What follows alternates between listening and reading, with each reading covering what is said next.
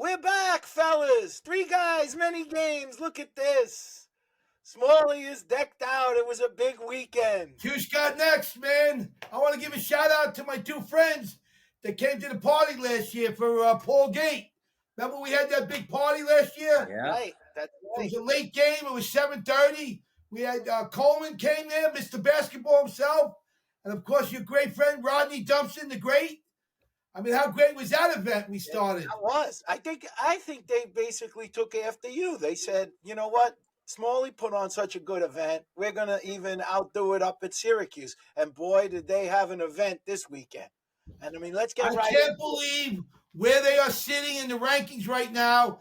And believe it or not, I got some great questions for you guys. I know you're going to laugh at me, but it's going to be tremendous questions for Pat McCabe and the staff. And I want to welcome the Gait brothers and congratulate all that they do. And Paul, Vinny and I and you, we couldn't be up there last weekend, but amazing people to come here as two young kids from Canada and come to America.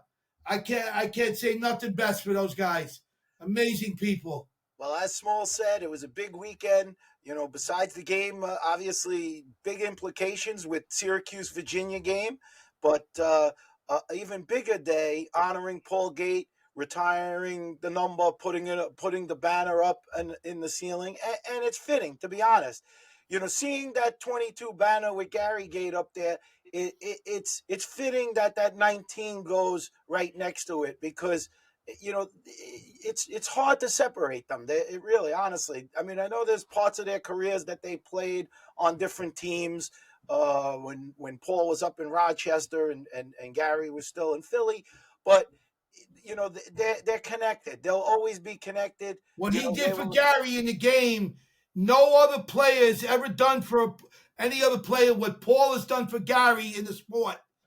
There's never been a player that we've seen in this sport that's done so much, not only his brother, but just another player. It's like Michael Jordan and Scottie Pippen. That's who I compare them to. No. I have to touch on this just because of the way you say that. It's not. Hell no. And it's not. It's not. To be fair, you know, I think that's the thing that maybe young people won't fully understand is how good Paul Gait was. You're talking about fractions of difference in terms of. You're not talking about the difference of like Vinny and me or like Mark Millen and Tony Millen. These guys, you could flip game to game. Paul Gait, it was like, think about creating the most dominant force in lacrosse, something new, and then doing it twice. It was the crazy. That's why they had this. What did they win? 2 or 3 national championships? 3 national championships. You know, so I don't think you could. I think that people underestimate, like when they talk about Gary being the greatest player ever to play, and I would never dispute that because I do agree with that. But if Gary's the greatest player to ever play, in my mind, Paul is like 1A. I mean 1B. How do you say it? You can't say he's down. I don't even know if 1B. I think he was smart enough to be able to give up the accolades. What accolades? I don't know. To give it to his brother. I mean, what a great person you're talking. Like, he could have been the best himself. But he says, here I am. I'm going to play this certain type of role for my brother and us. I can't see any two guys ever really doing it the way they did it. What's your thoughts, Vin? Well, can you name me any two brothers? Well, how about 3 brothers, the Powells? Well, 3, you can do that too. But any two really brothers, there's never been 2 brothers that dominated a sport like they have. Tell me what 2 brothers have dominated the sport. It's not about when you speak. That was to say, you know, it doesn't always go your way, you know, but to win that game for him the other day, the way they did it, the way they came back after down 3 goals. How you jumping? 3 goals. Are you jumping? Well, that was part of the history we're talking about. To come back and do it for Paul was a pretty significant part of the game. That's all. That's how I'm bringing it back. Let's move along here, fellas. I got to get on a flight. I got to make my flight for 2 weeks for Cuse, man. I know. Steven, what do you think, kid? What do you think? Listen, they were a cultural phenomenon. You know, so maybe we think of them even bigger than they were because of the impact they had on the game and overall. I can remember the first time I ever saw them. There was a game at Hofstra. They went to play at Hofstra. They came down. It was a big night at Hofstra. It was packed, and I was at Post. I was a freshman, I think, or a sophomore. Anyway, when I went to the game, everybody was talking about it. I was with Tim McIntyre. We went to watch, and it was like they were unbelievable. I was like, wow. I'm like, these guys are strong, fast.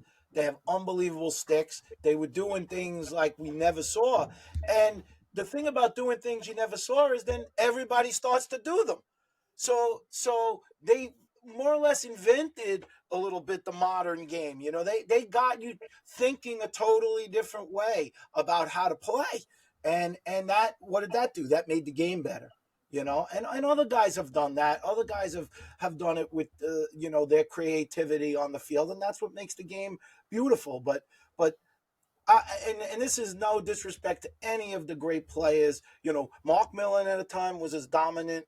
He really became dominant, and the Powells and Rabel and all of these different guys. But to me, there's never been a force like Paul or Gary on the field. I never saw anything like it. How they could impact the game. Like, if you did not game plan for them, you were going to have a problem because they could do everything. Now they started to scale back. Like Vinny said, Paul got hurt. He did that. But to be honest, the Lizards 2001 inaugural season, we struggled here and there. We were winning games. We lost to Baltimore. We hadn't figured them out. And Paul hadn't played the whole season. When he came in at the end, did he have an immediate impact, Vin, in terms of how our team started to play at that point? Yes. Wait, what are you talking about, guys? Our audience is confused. We're what? Talking about when they. I'll tell you, when you went to the Lizards in the Pro League, Paul came. No, right. we had okay, and right. That's and that I think, what midfielder? That I think and think that's the what Gates the would dominate. You think the Gates would dominate like they did back then in today's game? Yeah. In this day and age, with the kids, they all go for training now. They could train all day. The only thing I would say that would make it a little harder is I think overall the team defensive schemes, the way these guys are coached defensively now, seems a little bit better than back in the day. They seem to be a little bit more cohesive on defense. But then you're not stopping them. Well, let's put it this way. Where would you put compare? They were special. They were an indoor in a small space. They did it all, and I think Cuse was a great choice for them because the coach was right. I'm saying they're bigger today. The defensemen, you got big guys that are very fast today, and they train. These guys train harder today than they did back in those days. The game, back 20 years ago. I'm saying, that's a fair point. So, they might be big, but nobody, you're talking about big. What's big? And you're not stopping them with a stick. Right. What's big? You're saying guys today couldn't start on their, you're saying that Joey Spallina couldn't start on their team? No, I didn't. On attack back I'm not saying. Smalley trying to start off some controversy. Yeah. No, there's added value here. This is added value, man. This is real. Well, yes. Like if you were to take a guy, you tell me they would be starters, okay? Yes. They would be starters. Who would you put? You're telling me nobody could start? Nobody of today's game that plays midfield could start on that team? Is that what you're telling me? I don't. Oh, you got guys today that could be on that. I'm not saying don't do it. Let me finish. Then let me make my point. No, you made 9 points already, but you're all over the line. No, I didn't. Let me make one point. I'm saying there are guys today that could start on the midfield in Gary Gates' era. Be the first or second midfield. There are guys that can play on the.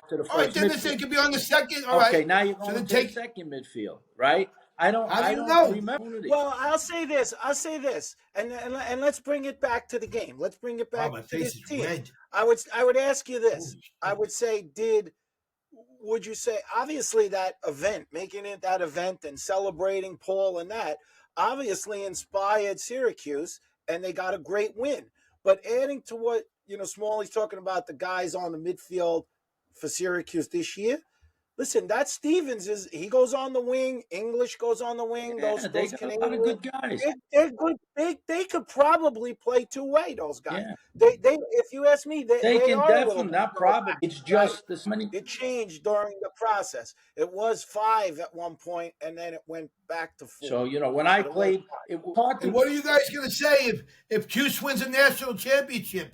What are you going to say? Oh, they couldn't compete. They can't do it. Why they have do a you legitimate why do you chance. always try to say what I'm going to They say? have a legitimate. Here we go. Why do you try They to? have a legit- Why do you try to Steven, say what I'm saying? They've been here. I'm not saving you, Smalls. They have a legitimate chance of winning this year. I told you. I think you guys. Smalley wants to keep banging the drum because he was on the Cuse bandwagon early. I told him. How many times do I got come to on! follow? Duke. It was He's still Dukes to saying lose. Duke. It was He's Dukes still to saying lose. He Duke. said. It's still Dukes to lose, but this other team can move right in. I'm very surprised the way they're A playing. bunch of teams can still move to beat in. Virginia. A bunch of teams can move To right beat in. Virginia, beat Duke in 1 year. Cuse is one team. You have to say though, if you look at the schedule from top to bottom that they've played, obviously they had some teams that are not as strong in there, but they really haven't played a bad game all season. Where is the game like when Duke? You could say when they played The only Syracuse, game they lost by 2. I got a good point. I want to pick on you guys. Hard in that game too, to be honest. I want to pick on you guys and challenge both of you guys right now. And I don't want to go off on you because I don't know if you saw. But I had a couple of big time calls, and I'm not going to put it on the air. I had some big time people call me and say, "What happened to Spallina? He didn't have any points." Now I don't know if he didn't have any, but from what I'm hearing now from 3-4 big sources, he didn't score and he didn't have a thing. And they said, "What do you think?" I said, "Okay, you want to know what I think? You want the positive or the negative first? I'll give you the positive. That's a positive. I don't look at this as a negative. Because if they shut him out and they still won the game, they're doing something right." What say you, Vinny, I agree on that with point? It's a big bonus, Vinny, right? Big bonus. Has Gary or Paul Gait ever got shut out in the game? Not that I can remember. I remember, yes. No, they got shut out, Vinny. Paul might have made a goal. Remember when we played that game at the Coliseum? Pat still says something was going on. That was an indoor game, yeah. An indoor game. Jesus Christ. Paul. You're going to go picking up my buddy Paul now. I think Gary scored. I don't think Gary scored that game. Right. Exactly. Because Pat still says something. I think they were told not to score. No. That's a conspiracy. Okay. Look. I think Make it quick, I think at work. Notre Dame. At work. Yeah. Second. They're going to be second. So if they're second, Duke again. So they're sitting. Well, Duke has two. Duke is not going to play everybody the last game. Well, what I'm saying is that's for all of us. I have a different question. I have a different question I want to get your opinion on about this and I think that maybe most people don't really understand this and I believe it's because there's only 5 teams in the division, that the ACC does not have an automatic qualifier. Right. They don't have like how the Big Ten, they'll have a conference tournament, and if the 7th seed wins the tournament, they're automatically in the NCAA tournament. The ACC doesn't have that, okay? Obviously, all of the teams are strong, so many of them get in. But my question is different. My question is, why play the tournament? Like, is the tournament helpful for them to go and beat themselves up and give themselves more losses, even if you're on the lower end? If you're that 4th team potentially, and maybe not get how is these extra games of this? Well, you're saying I don't think so. Yeah. Oh, okay. I'm pretty sure. Let me put my hat back on. Oh, my God. Oh, Mr. Pat, how are you, Mr. Pat? Smalley back on the bandwagon. Oh, back on the band. Look at him. He's all cused out. This is historic. We have our first guest. You're sideways, Pat. You're sideways. That's the first guest. Hold on. How you doing, Pat? Good morning, Mr. Pat. Hello, Mr. Smalley. How are you today? Give him a good introduction. Hang on, I got some good questions. I know they're not going to be Vinny questions, but we have to give him. Wait. Give him an introduction, Stephen. A proper introduction. Yeah. A lot of the young folks might not know who he is, but we have a Syracuse legend, a 3-time national champ, 4-time All-American, Team USA, world champ, pretty much anything and everything you can do in lacrosse. Mr. Pat McCabe. And a great father. Pat McCabe. So now, Small. I know Small has been chomping at the bit to get these questions in. You have a question you wanted to get? No, to? no Right. questions. Before we start, I want to ask Pat. We went through a whole thing. We've been talking about Syracuse. This is episodes all been Syracuse so far, and the great weekend. But maybe you can touch on. We talked about the impact of Paul Gait, in the game, and obviously he was a teammate of yours, and things you'd like to maybe share or talk about Paul's great weekend and the well-deserving honor of moving up on the banner right next to his brother Gary. But Paul was one of the most, and remain, come across a fan, and can be said for Gary too. We come across a fan where they weren't completely warm to them, and spent time and sign whatever they want and be cordial and nice, just so humble.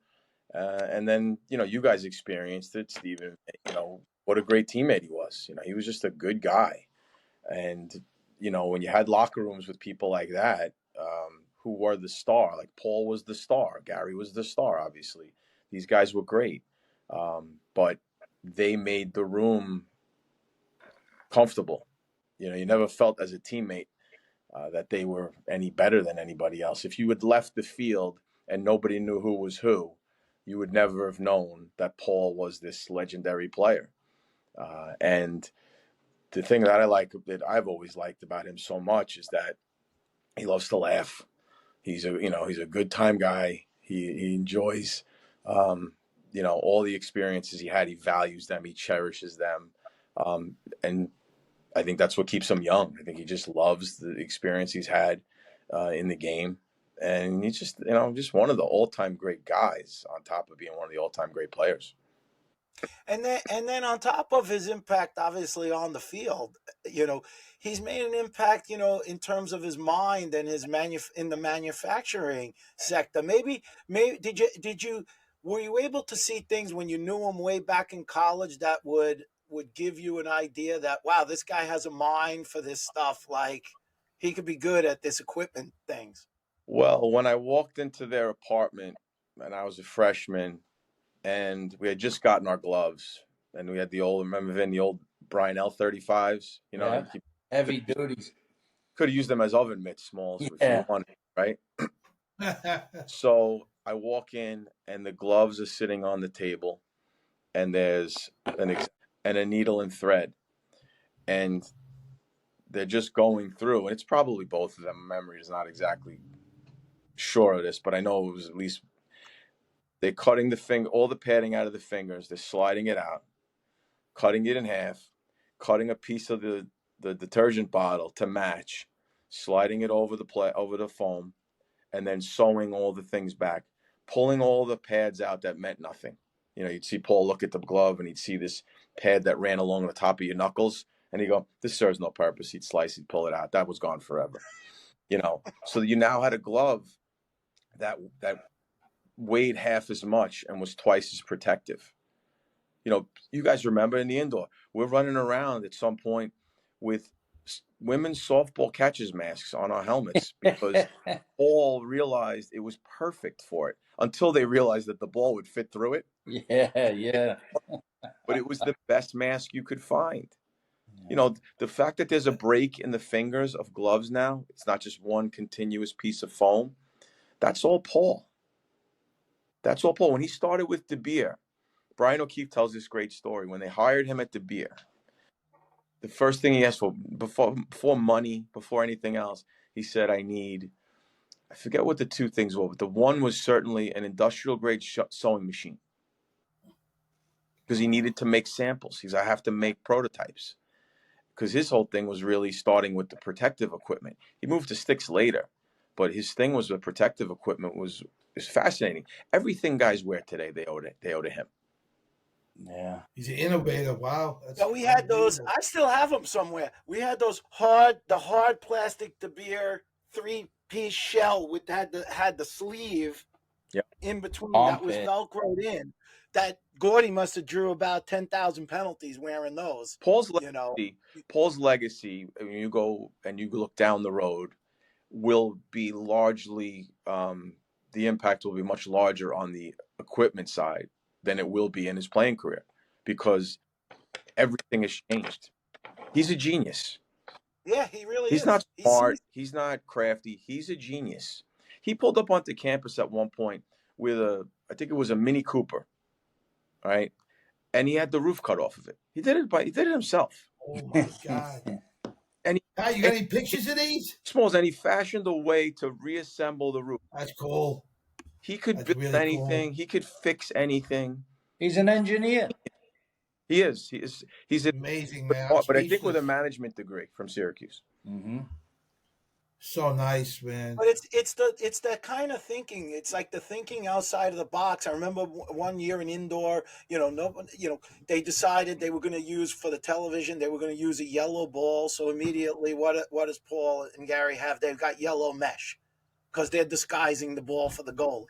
Like they're always thinking ahead of the next little edge. It's like they don't even need it. They're physically dominant. They can do anything. But yet they still think of these little things, these little edges that just even make them better and better. I always laugh because when me and Gary would talk about the women's game and the rules and things like that, he'd say, "I think we're going to try to do this," and I would say, "Does the rule say you can do that?" He goes, "The rule doesn't say you can't."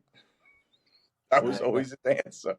He would read into something, and Paul, in a different way on the manufacturing side, would figure out, well, the patent doesn't say this or it doesn't say that. And then they'd come back and say, well, and they'd change. Think about how many rules have changed, starting with the offset handle. Which, by the way, originally they would bend their hand. Yes, they would. So that was. They would bow it. Wait, so they manufactured sticks with a special little side thing? Well, small. Didn't it get banned? All four of us are older, right? So, and if you remember, how many guys used to catch the ball with the backside of their stick on accident? Yeah. It used to happen all the time. When was the last time you've seen that? I haven't even seen it. Because it probably stopped in like 1989, because Gary and Paul realized that if you bow the handle, it automatically stays correct in your hands. The top side is always up. The open side is up. And that's where it started. And then you had the coaches committee and the rules committee outlawed a bowed handle because they said it was an unfair advantage when everyone could have done it. And now what do you have now? Wow. What did it start with, Steve? Was the edge the first offset handle? Yeah. Oh, the stick. Yeah, the Brian Edge. Yep. That was a great stick. It was one of the best sticks of all time. Yeah. Now they don't get credit for that because Brian comes up with that in response to, wow, this offset handle really is spectacular. It makes a big difference. And that's when you don't see guys catch on the wrong side of the sticks anymore. Now it's this we were also talking about this. I wonder Pat's take on this. Do you see any similarities of this particular Syracuse team and maybe any of the teams that you had success with? I think there's a similarity in that they have a lot of skilled offensive people. I think they have, a tremendous IQ, and I think they're selfless like our teams were. Because, you look at the 89 championship game, everyone's, Gary, Paul. Paul has a big day that day. Gary has a good game, but Rodney Dumpson scores the big goals. So you had so many of the big games that we had where you didn't know who was going to step up. So many different guys, dynamic players. I think if they lack one thing, it's the guy or the big guy that can go downhill and get a defense turning and really be a disruptor, like a guy who you have to worry about that one guy getting to the goal and you have to slide to him. Now, teams are successful. Denver was probably the best at doing that without that guy when they won that championship, because they were just a beautiful ball movement team. Mm-hmm. And that's Matt Brown's influence there, being a Canadian guy. But I think that if there's one thing you could say, okay, you don't have to worry about a particular guy dodging. They're good dodgers. But they don't have like that 6'4" downhill dodger that so many teams have today. But they seem to have enough guys like Leo can get to the goal. Leo is strong. He gets to the goal with the right matchups. And how does he get the right matchups? He's got to have the other guy on the field because the kid 15 English, he's shifty. He can go by people. So it's like they seem to play that matchup game well and start to pick on a guy and overall they play with good chemistry. That the other Canadian Thompson, he plays in the pick game well and gets his hands free, and they all can shoot. So they've shown they can compete. So Smalley sits there. I know Smalley was, Cuse was his second pick behind Duke, and he was right. They're for real. I said right. What do I know? At the beginning of the year, I didn't think they had that kind of team, but after seeing those Princeton transfers and that, they're for real. I think they're real. And when you look at it, Steven, you have to. How do you figure out how to stop 10 offensive guys? Probably 11, maybe 12 different offensive guys they can throw at you.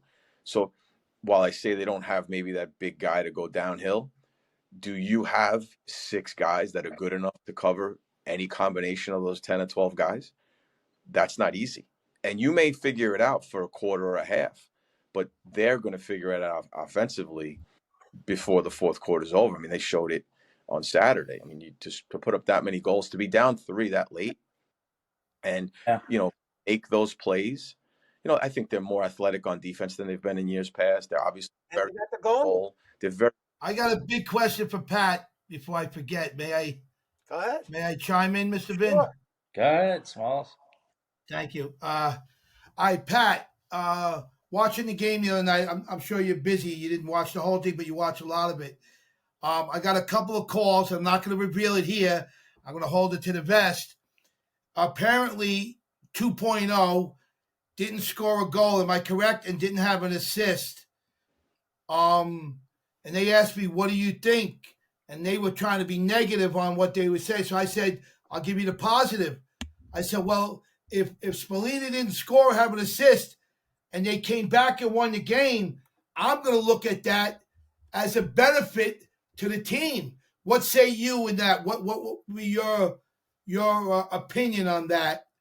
What I just explained. First and foremost, you win the game, and that young man is a good teammate, and he wants to win more than anything.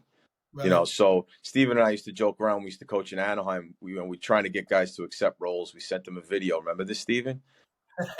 We sent them a video from the movie A Bronx Tale. Not A Bronx. I'm sorry, from Donnie Brasco, and he says, "What am I?" He says, "What am I? I'm a spoke in a wheel." That's right. I'd like to see that. Right? Bring that out. He's trying to get guys. I'm a spoke in a wheel. What am I, Donnie? What am I? I'm a spoke in a wheel. So I think, why do the other 5 guys on the field have success? Maybe it's because the defense is concerned with him. And maybe now you play around that. And you have to figure out. Now, next time, do they sit there and go, well, we gave up 17, 18 goals. And now we have to figure out to address the other guys more. And that's the game he has 4-2. Well, that's the game he has 2-3. And that's how any great team is. And Pat, I'd ask you this. Okay, let's think about who scored goals when we played with Long Island against New York AC. You can't remember? Not at all. Because it was a different guy all the time. I don't remember. Pat, and when you look, the goal is to win. When you raise a trophy, you don't raise it saying, I'm holding this trophy up because I scored 4 goals. You raise it because my team was successful. And he's a good kid. He's not a kid who's sitting there pouting and whatever. He's jacked up. You watch every guy score. He's the first guy to the huddle. He's the first guy jumping up and down. You see him behind the goal when the ball goes in. Pay attention to the game, Bobby, right? When the ball goes in, arms in the air, stick up, jumping up and down. And then he sprints himself to the team. He'll have his moments. He's going to have his moments. He's too good a player for that. And that's probably why the numbers are low in some of these games, because he's so highly accounted for. So the guy that's covering him, so in other words, what you're saying is when the ACC is going to play this tournament now and he's going to match him up, So the coach is going to do a totally different game plan this next game for him? I think you have to. If you're Virginia and you gave, what was this? Was it 18-17 this game? Yeah, they were down, I think, 2 or 3, and they came back 18-7 and scored 3 goals. If I'm a defensive coordinator and I gave up 18 goals, no matter how they got them, I have to do something different. Right, okay. I have to do. Maybe I say this time, listen, we're going to let him beat us. You know what I mean? We're not going to slide to people. We're not going to move off the ball as much as we did.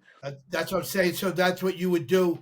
You would do so if you were coaching it, Pat. That's what you would do. You wouldn't slide. You would let. I don't know. I don't know what I would do, but I know I do something different than the day I gave up 18.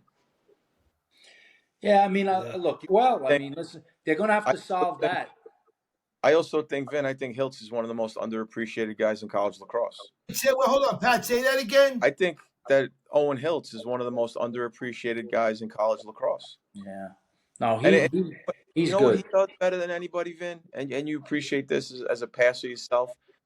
He gets the ball out of his stick to the next guy that he knows can make a play. He puts it on his stick where he wants it, on time, and it might be 2 passes later, but they get something good out of it because before he gets the ball, he knows where he's going with it. Yeah. He's a Canadian? Yeah. Is he a Canadian?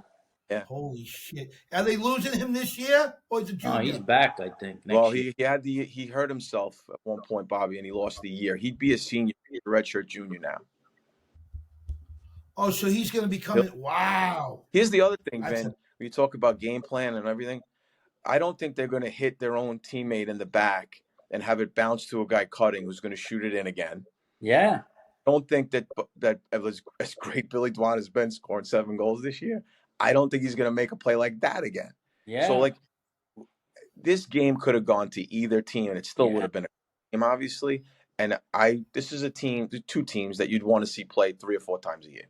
Hey, a lot of these teams. And John O'Dern has done a really good job with the defense. You don't know it, but it just looks like he's gone with more athletes.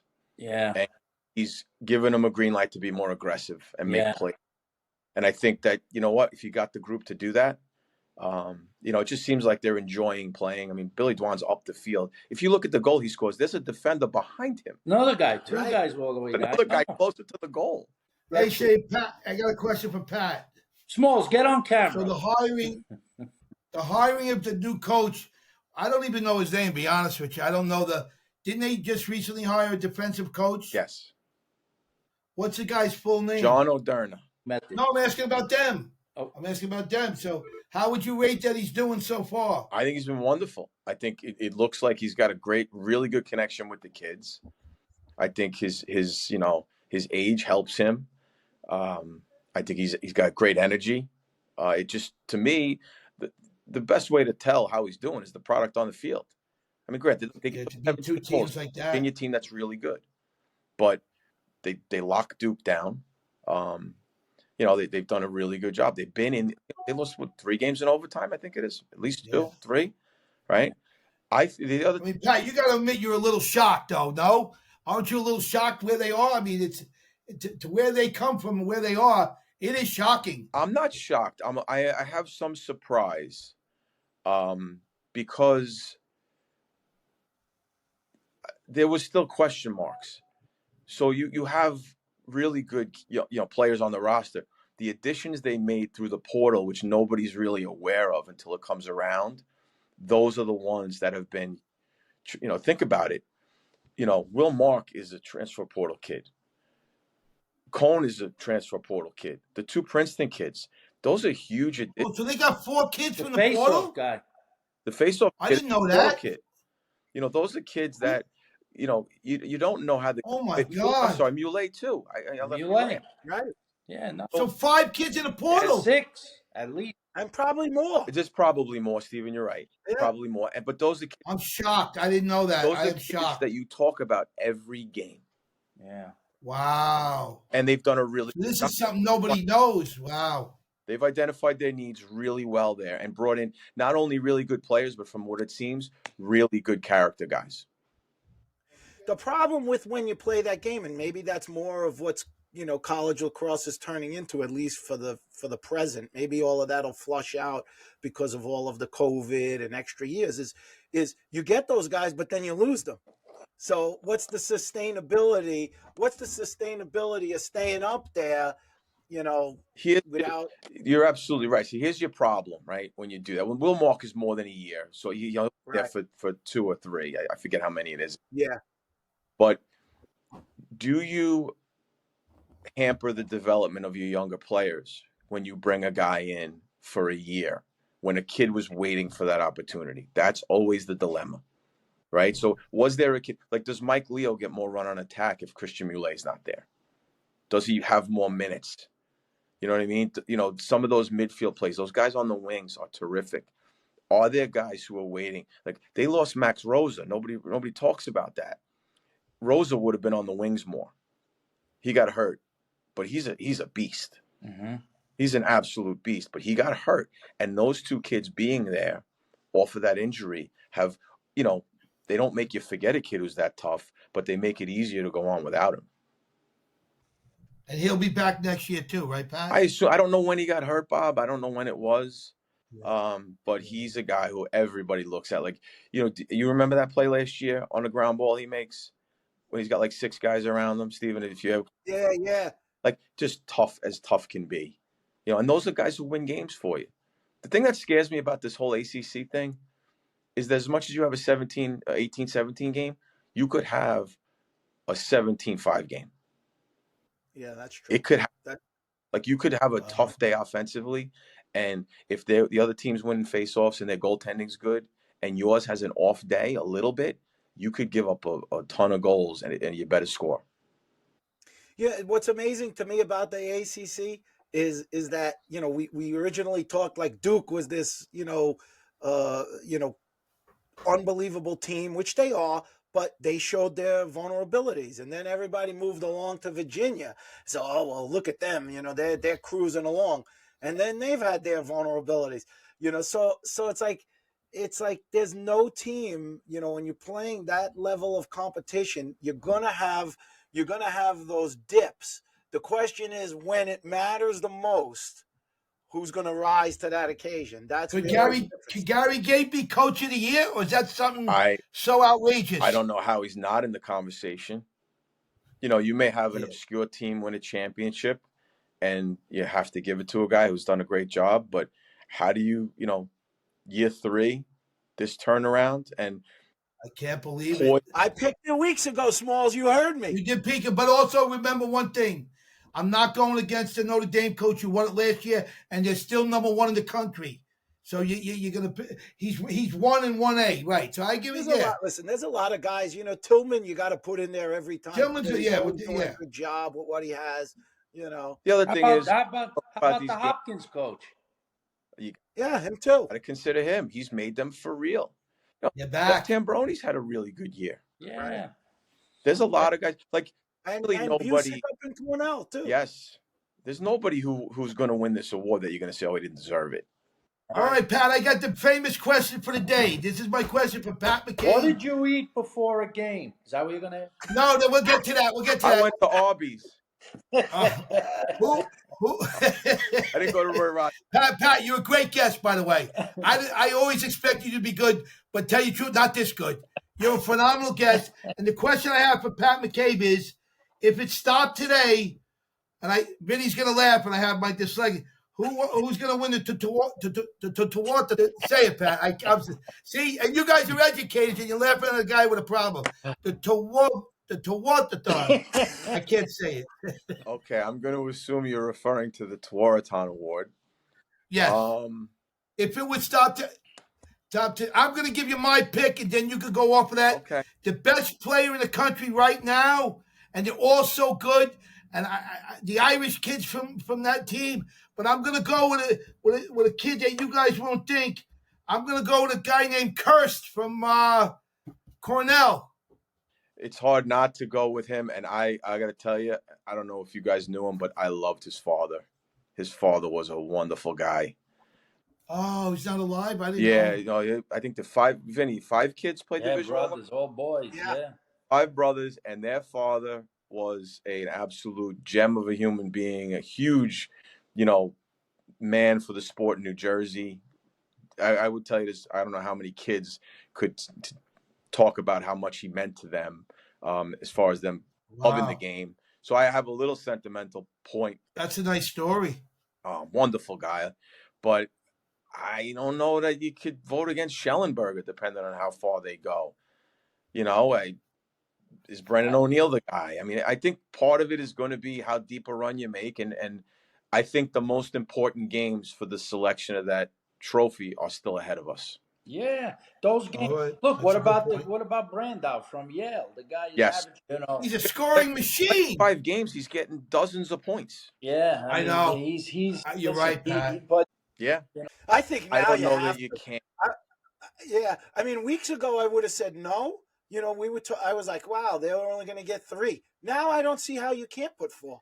Yeah, but now you're doing what they did last year. Now you guys, because you like them and you got friends on the team, so you want 4 teams, and now you want to cut somebody down to 2 when the Ivies got 4 the other 2 years ago, and you guys didn't like that. Am I correct? Well, you don't think 4 is too much for one league? I don't know. I'm going to share something with you. Let me see if I There's can share. so many metrics in. Yeah. You're right. It's good to talk about it, though. Yeah, I mean, I thought you're getting 4 teams in there, a couple Pat. of years ago. They all play each other. Of course, their points are going to be higher because they play each other. No, but the simple fact is, Bobby, right? Like Syracuse losing those games at home hurts. More. Oh, okay. I didn't know that. At home, that's another damaging loss to them because losing at home is not a good thing. But you're saying Cornell, the loss to Cornell really hurt. Well, that's on the road. Okay. But you got 4 teams. Again, Vinny doesn't like the inside lacrosse as much because it doesn't maybe factor in the RPI and the coaches and all of that. But you have 4 teams. The 4 teams we're talking about, ACC, they're in the top 5. They're 4 of the top 5 teams. Yeah. How could one of them end up out? Well, how many? All right. So how many AQs are there? 10. Well, okay, you're right. I'm thinking like ACC. I think right. Take one from. You got to give them their top one as a 9th, basically. Right. So that's 9. So here's your problem: if you have the Ivies gets one, right? Big Ten gets one. Here's where you'll have a problem: if an unheralded team wins in 2 or 3 of these other conferences, then you've got a problem. Right. No, I said, look at Army. I said, I don't know. They're out. No, they could be out. Couldn't tell you that. No, I don't recall that. Me neither. But you see, back then, going back and showing our age a little bit, those times was more eye test. Yeah. It's not, at least from my experience coaching now, it's more, there's a whole spreadsheet of metrics, performance indicator, wins against teams above 500. There's a million things they put in there. I don't know. And I don't know about the men's Division I conversations, but I don't know if they go on eye test nearly as much anymore. Yeah. See, this is the RPI I put up here. In the RPI, they actually have Denver all the way up to 4 on the RPI. Yeah, I don't, that's only one. I think the quality wins will help them, but they won't help as much as bad losses hurt. Right. I think that's the thing. The bad losses will hurt a team like that. BU beat them. They lost to Lehigh. See, the BU loss. The BU loss doesn't hurt Army as much if BU doesn't lose to Lehigh. You know what I mean? Like you need if you're Army and you lose to BU, you need BU to finish the year right? Because it makes that loss more credible. Hurts. The other thing he's pretty good at is you don't win championships in February, March, and April. Right. So you use the season to develop your game, to let your team evolve, to identify, strengths and weaknesses and establish roles. And, you want to be playing your best right now. And after Saturday, it's a pretty good look for them. Mm-hmm. Yeah, that's what I said about. Yeah, because they're playing Notre Dame this week. Yeah. Tell you where you got to give Lost Tiffany a little credit, sticking with that goalie. And then they and how do you, as a defender, let a pole pick a ball up on the ground in front of the goal? And maybe You guys know the that best. Roy wouldn't have let anyone pick that ball up. No. And maybe the best thing that happened was the other pole that was down there missed the scoop before Dwan scooped it.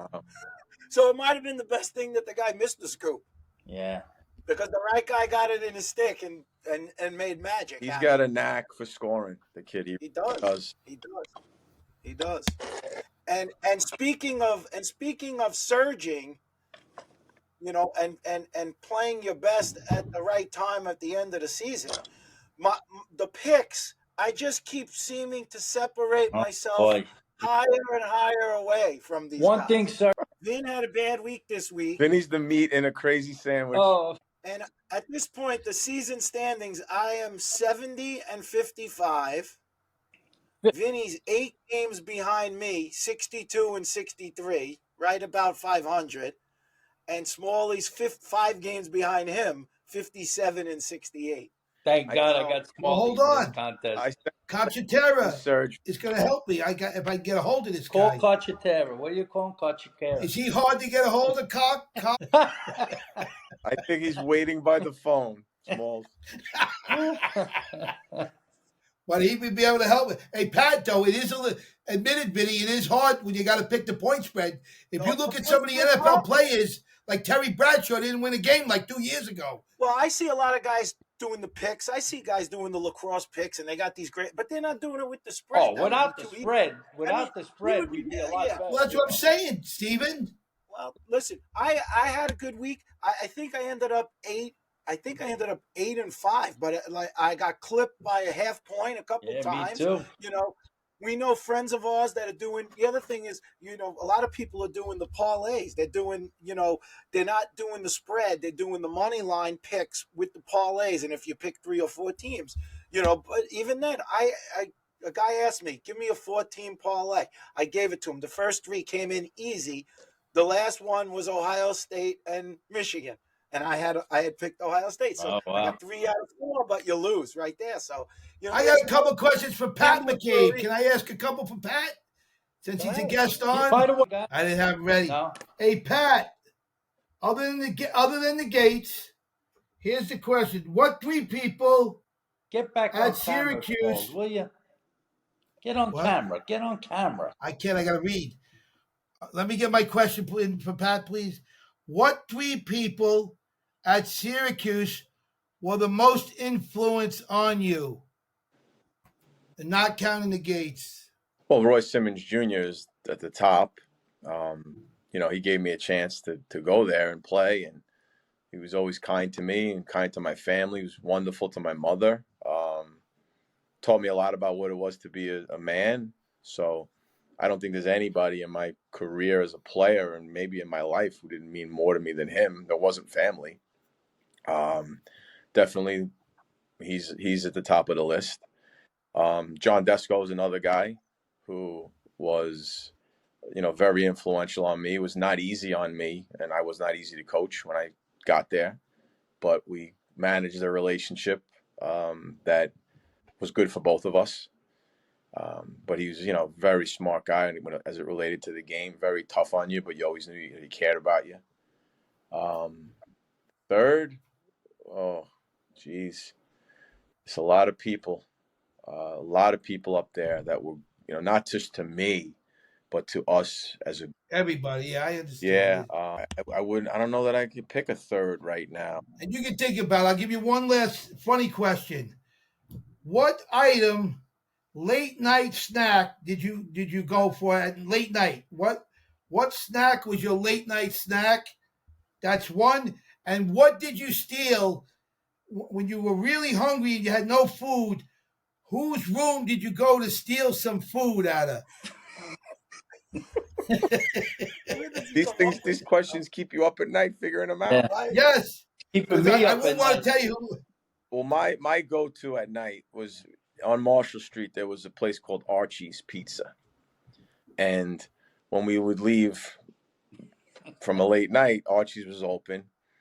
You get a turkey sub with melted cheese, lettuce, tomato, mayo, and Italian dressing. And I would put it under my arm like a football, and I'd run. Here's the thing, Small. Sometimes it was cold out. Holy shit! It was about a mile and maybe 2 miles back to where I lived. 1 minute, can't come in. I would put it under my arm like a football, and my goal was to get back to my place before it got cold. So if it was still warm when I got back, I would be happy. I felt like I ran fast enough. As far as stealing food from a roommate or something, they stole from me more than I stole from them. See, I had the full meal plan. I had a full meal plan. Some of my other roommates didn't. So I would like go looking for my ID card, which is where you'd swipe the meals and stuff, and it would be gone. And then I'd come home and there'd be wings, pizza, and everything that guy get. You were the guy. You were the guy. Every man for himself. Yeah, you know. But I would say that was the Archie's sub was the best, man. It was great. It was really good. Well, Syracuse is back. There's no question about it. I think they're back, and I think they're gonna have a good run. I think they got a really likable group of kids. I think they play really hard. As much as I say they need that guy to go downhill in that, I think that the style they play with the people they have makes it very hard to game plan for them because you don't know who's going to have the big day from one to the next. So, Pat, what would be the one thing you would change going into the finals? Would you going into the ACC tournament? If you had to give them some advice, what would you give Syracuse? I wouldn't change anything. You kind of know who you are at this point. You may tweak here or there. You have experience with these other teams already. You may tweak matchups a little bit or things like that, but their scoring has been terrific. Like they've scored, they have no problem scoring. So I don't think you're going to do anything like that. What they'll be able to do that most people won't notice is they'll tweak some pieces around and they'll put some different kind of sets in.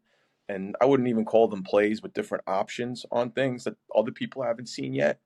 And you'll see Gary and you'll see Pat March be very creative with that. Yeah, that's a good point. I'm concerned about some of the collapses they did have. I've been watching at times. They were up 6 goals, and then I see a lot of teams like that now. It's like a little concerning. You're up by 5 or 6 goals, and all of a sudden, the other team's up. 6, 7 goals are like nothing anymore. Welcome to the shot clock era. Yeah. Yeah, that has to change the whole game around. Well, the shot clock in the game. It keeps you. It gives you a chance. What it does for you, Bob, is that if you're down 4 goals with 6 minutes left, you used to have to go chase and extend your defense, and now you just step back. Because if you can win faceoffs, if you make a stop, you go down and score. You can win a faceoff. You don't have to risk giving up additional goals. You can continue to play, fundamental defense and still have it. So they're playing zone. Yeah. I got a question. I got a question for Pat, and I'm going to piece in the one other game that maybe we were going to talk about a little bit. Hopkins played Maryland this week. Obviously, classic rivalry. They even honored Dito was down there. Our great teammate and coach was down there, celebrated for the 84 team. But I think they also were celebrating the 78 and 79 team, I think. No. 79, 74, and 84. Right. So there were a number of teams, honored there. And I got to tell you, they got that, I don't know if you saw it, they got that big old wooden crab trophy that they give to the winner, and it's like an honorary thing, and I guess they keep it for the year. It's pretty cool, that thing. Yeah. Who would Syracuse? I mean, Syracuse should have a rival. Like, who would you say Syracuse's rival would be? Well, if you're talking about hardware, it's the Krause-Simmons Trophy. So Babe Krause was the coach at Hobart when Simmons Sr. was the coach at Syracuse, and they started playing for the Krause-Simmons Trophy. And I honestly don't know how long ago it was, and I don't even really recall seeing the trophy when I was in school. My memory's not great, but I know now, and I paid attention to it much more. But the Krause-Simmons Trophy is the important. So it would be the Hobart game. Unfortunately, that probably would grow dust on Syracuse's No, shelf. they've beaten them. They've beaten them. And look, you're going back to this is where the game's lost a little bit, right? And think about the Day of Champions at Manhasset High School. Yeah. I just talked to somebody about that Day of Champions, how popular that was. You'll never see the Division I champion play the Division III champion ever again. Those games, I was lucky to play in that thing a couple times, 2, maybe 3. But to see Hopkins or Syracuse play Hobart back then, that was a big deal. Yeah. And it was really exciting. You'll never see it again because it's too damaging for the Division I team. God forbid you lose it. But we played Hobart, we played Cortland every year, and they were Division III programs. They were on our schedule every single year, and those were great games. I mean, the Hobart game was a great game. Dave Urich was the coach; he was a legend. Simi was our guy. They got along very well. It was a really respectful, hard-fought game, and I'm glad they still do it. Hey, Pat, you got one more story about the Gates? One more funny story about those two guys that you could actually share on the air, maybe? Well, something that I think that I don't know that people understand how hard they worked. So something that Stephen and Vinny would know, but a lot of people wouldn't. They think, oh, they're physically imposing, they're athletic. They were the hardest working guys. So when we got out to practice, they were probably out there already. When we left, they were still shooting. And then the funny story I always tell is like when I'm running home with my sandwich smalls, or I'm on the bus and they knew how to turn the lights on Coyne Field. So somebody told them how to turn the lights on. What? They'd be out there. There'd be some nights, and it's more than once. They'd be out there with a bag of balls because there was no buckets back then. You just had a bag of balls and a case of beer. That's amazing. They would shoot. And Tommy Marachek would join them. It wasn't just them, but they'd be out there shooting and tweaking things around and just figuring out how to do something different. You know what I mean? That's where the air gate comes from. Shit. Where that's the level they were at? That's sick level. They loved it. Wow. They drank a case of beer while doing it. Yeah. No, don't say that. Yeah, I'm not. What? They were all Americans at drinking beer. Not on the air here. This is corporate here. Listen, you can't listen. They were for real. Maybe I didn't know they put them away. Stephen, remember maybe the greatest speech in the LaGuardia Airport? That's true. God. That's true. That's a great story, Smalls. It was a great day. When we won the championship with the Lizards, and we were dropping them off at the airport, and Gary was giving a little speech on what it was like to play with Long Island guys and that, and we had been there was a lot of drinking going on that bus back, and the airport was closed. It was later at night, and it was like the food court. All the chairs were all up on the tables backwards. And Gary starts to give the speech, and Tim Gettleman crashes like Animal House. He crashes through the tables and chairs. The chairs are flying through the air, just passing. How? With what? He went out. The big guy. Oh my God! Right. And it's havoc. Monster. I love this story. Gettleman. I'd like to get Gettleman on the thing to talk about. He was what a character. Not now, but I'm saying another episode. But that's a great story. And he was a kid then. He was young. Yeah. That was like a rookie year because, and one of the things he always said was, I guess he didn't, he was on a lot of great teams, but they didn't win championships. And it was like one of the major championship, obviously. And he was excited, and we were all excited, but he took it to another level. And then leaving the airport, he got cut, Smalls. He was bleeding after he fell, and his shirt was all bloody. And the people were looking, and this is, it shows you the changing times because we brought the trophy in there. This was just prior to 9/11. We would have never been able to go in there, a month later, right? That would have never. Hey, been. Pat, I'm being really serious. You're so busy in your life. You ought to write a book and stuff, just something to put together. And it really is. I'm very impressed with the story and how you. Jimmy Egan, who was a teammate of mine, had an idea for a book, and he was going to call it the Three-Ring Circus. And I think it was an amazing idea. I wish my memory was better. But I'm going to go back to your question earlier, Smalls. The third person I'm going to give two people, and it's the captains from my freshman year. A guy named Bill Durgell and Neil Alt. Wait, hold on. Who? Neil Alt and Bill Durgell. They were two. Sounds like the guy landed on the moon. Neil Armstrong, Neil Alt, and that's how you'll remember him. And who's the other guy? Billy Durgell.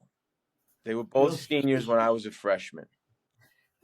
They were two of the best leaders I ever played for. And what they did was they set the tone for the 88 team into the 89 team and into the 90 team. Oh, before you even went on a spree of winning, we hadn't won. These guys were a foundation. They were the guys who kind of got it started. Like, Did they win one, or they went on to graduate? They were the captains my freshman year when we won in 88. Holy shit. They were the guys. I give them a lot of the credit. First of all, the Neil Alt and Billy coaches picked the right guys. Durgell. And we had great players on that team, but they picked the two correct guys to lead. Wow. And the story I have with that, and I hate boring you with this, but me and my roommate, Paul Cannon, was standing at the bus stop, and it was the fall of our freshman year, and it was miserable. If you've ever been up there, it's raining, it's snowing, it's cold, and we're waiting for the bus, and this Camaro comes driving by, and it passes the bus stop, and it stops, and it backs up. And Billy Durgell gets out of the passenger seat, and he points. And there's like 15 people at the bus stop. He points to me and PC, says, "You two get in." So we're like, okay, you know. So we get in the car, and the guy driving is a guy named Dan Bolkel, who was the tight end on the football team. And as we're driving, Dan Bolkel says to Billy, he says, "I don't know why you're picking these rookies up. They should have to walk home. Like, they don't even deserve to ride the bus." And he was joking because Danny was a good guy, but he was just joking around because we were kids. Yeah. And Billy looks at him and he goes, "On our team, we look out for each other. Everybody's equal. We're all a part of this." And that never left me. Like, the fact, wow, Billy didn't have to be nice to me. Wow. He was a captain, and, you know, historic. Fucking great story. He was a great leader, and so was Neil. Neil was a great leader, and wow. Hey, he still is. Successful guy because of the person he is. Wow, so that's the third guy. That's fucking great, three guys. But that became the model for how we treated each other, and that became really, you know, how we handled, you know, each other and ourselves, and that's why our teams were good, because we were tight. Yeah, that's a great story. That's fucking unbelievable. Smalls, man. if Syracuse makes the he final, was some guest, I'll tell you. This guy. Smalls, if Syracuse makes the Final Four, you have to wear that hat in the box. I'll wear not only wear the hat. I'll make a suit for Black Jesus. He'll come in a suit, a white suit. I'm gonna ask you to do one thing. If you wear the hat in the box, you need to put an orange bandana around it. Yeah. Oh, I will, Pat. I got a whole skit. Pat, they get there. If they get to the quarterfinals, I swear to God, I got to give a shout out for my dear friend Fish. What's his name, Vinny? Mikey Leo. Mike Leo, right? Hey. Oh, I got to give a shout. I never seen a father put their whole life and heart, and he's such a good guy into the game for his son, man. I give him credit.